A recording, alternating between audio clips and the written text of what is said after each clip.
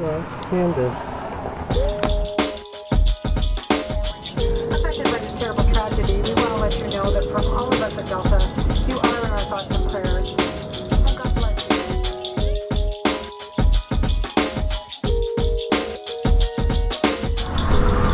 you. So just arrived in Houston. Candace's parents live here in Houston. They live in one of the neighborhoods that was really badly affected by the floods. I'm here for 2 days just to help them dig out. I don't know what to expect.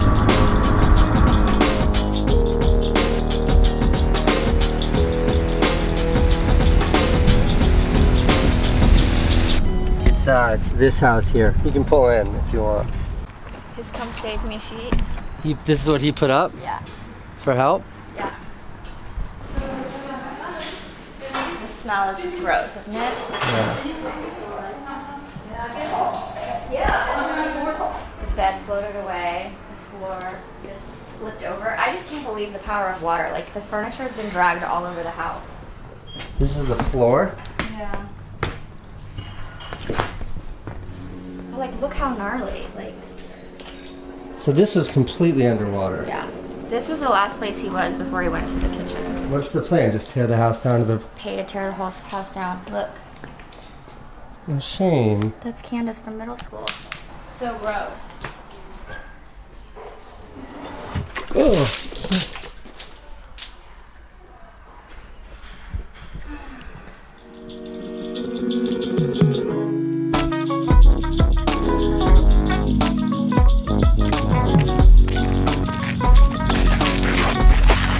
So this is it, this like river situation right here. This is the culprit. Candace's parents' house is just over the berm that way. And to give you an idea of scale, this is about, I don't know, 10 or 20 feet deep of like a concrete foundation here. And then above that, the grass you see is another, I don't know, another 25 feet or so. So from the very bottom of this concrete to the very top of the grass, it's probably like 40, 50. And that's the height at which Candace's parents' house is, the very top of where you see the grass here. And the water at its highest was probably 8 to 10 feet above that.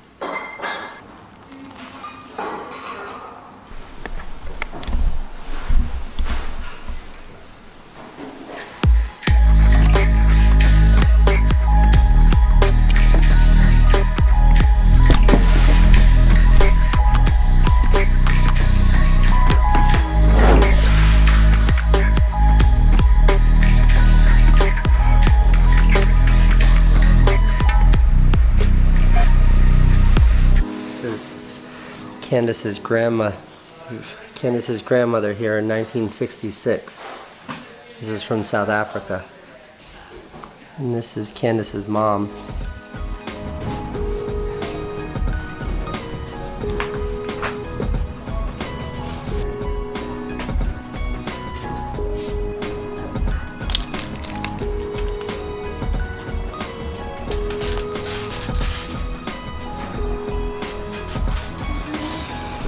So that operation behind me is to dry out all the old family photos. It's sad, it's hard seeing all the old photos. I can only imagine what it's like for Candace's parents having like raised their entire family in this house to see all this. When the water got to here, there was nowhere left to go. I went from a low bed to a higher bed. So when it got to there, I said, I have to get out of here. And the current was too much outside. So I had the dogs. So I couldn't have the dogs swimming around in the current. So I chopped out the skylight with a hammer. See how thick that is? You had to hit it with a hammer and smash out this piece that was covering it there. And then I climbed out the window, and then a rescue craft came past and a jet ski. We waded down there. And the dogs swam behind. What do we say? Arriba, abajo, al centro, adentro. What does that mean? Here's to a house that never floods again. Never. Please. Never know.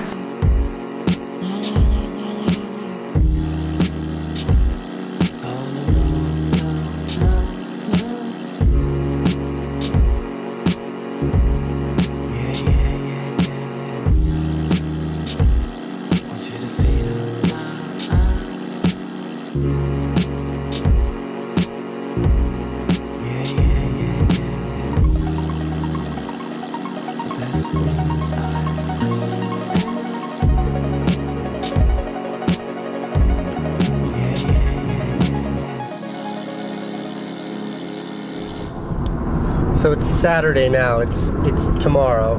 We spent most of the day today finishing digging out Candace's parents' house. It's sad, it's tragic. Candace's parents lost a lot. They lost their home, they lost a lot of their possessions, but they have savings, they have insurance, they're gonna be fine. Where I'm headed right now is to go visit some people who had it much worse than Candace's parents, and they're being assisted by a group of individuals called Team Rubicon.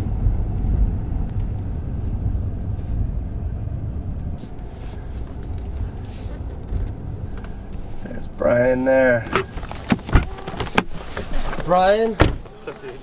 How the hell are you? Brian Maher, nice to meet you. Good to meet you. This is unreal. Jake, come explain what it is that Team Rubicon does. Sure. So Team Rubicon's a nonprofit organization, and what we do is we recruit, train, and deploy military veterans for disaster response.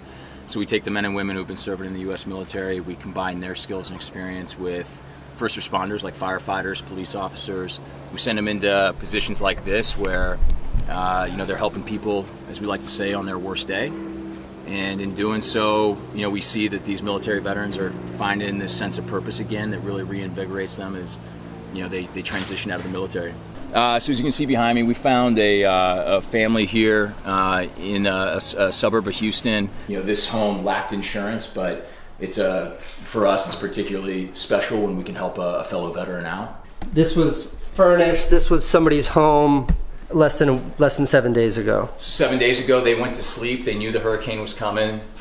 This area of Houston had never flooded before. And they woke up the mom at 5 a.m. She got out of bed. The water was ankle deep. Within 30 minutes, it was at their waist. And this refrigerator right here actually picked up from this part of the house, floated and pinned their daughter against the island that was right here. And she actually has a contusion on her leg that goes from about her mid-thigh down to middle of her calf. They had to pull the fridge off her.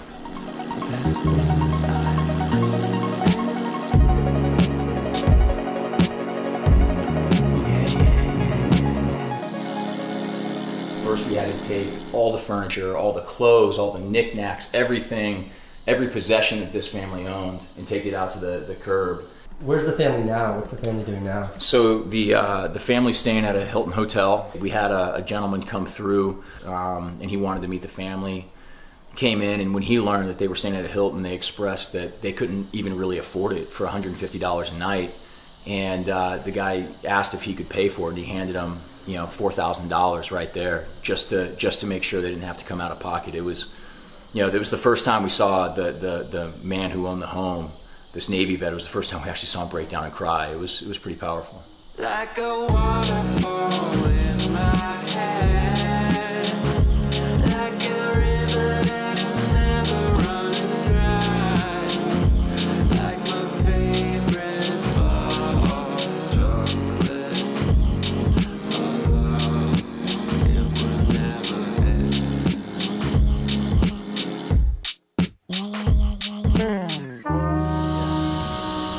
honor, brother. Thank you, man. Appreciate it. Great to meet you. Glad your Thanks for family's hanging safe. out. Super I excited appreciate about it. this. Thanks so much for coming out. I'll see you back in New York. Good to meet you.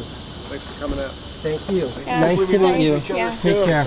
Bye, guys. Take care. Thank Yeah, you very take much. care, Jake. Keep up the good work. So long, guys. See you later. All right. Take care. I'm gonna. I'll put a link below to Team Rubicon. They are a nonprofit. Send them some love. They're doing a lot of really good work down here. Mama, I've got a feeling that I'm onto something. Wings growing on my back, and the bliss that I feel when I think back and I check myself.